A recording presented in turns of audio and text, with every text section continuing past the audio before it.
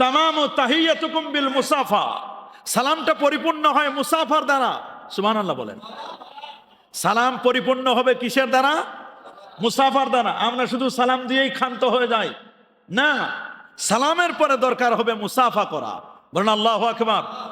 মুসাফা রাসূল বলে দিয়েছেন, মা মিন মুসলিমাইনে ইয়াতাসাফাহান, এক মুসলমান আরেক মুসলমানের সাথে যখন দেখা হলে সালাম বিনিময় হবে, সালামের পরে যখন মুসাফা করবে, আল্লাহর হাবিব বলে দিয়েছেন এক মুসলমান আরেক মুসলমান মুসাফা করার সময় দুজন বিচ্ছিন্ন হওয়ার আগে রব্বুল আলামিন তাদের জীবনের গুনাহগুলো মাফ করে দিবেন।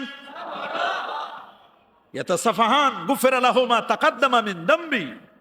এক মুসলিম আর এক মুসলমানের সাথে দেখা হবে, দেখা হলে সালাম দিবে, সালামের পরে মুসাফা করবে, মুসাফা করার পরে একজন আরেকজন থেকে যখন বিচ্ছিন্ন হয়ে যাবে তখন তার জীবনের গুনাহগুলো রব্বুল আলামিন মাফ করে দিবেন, ক্ষমা করে দিবেন। সুবহানাল্লাহ।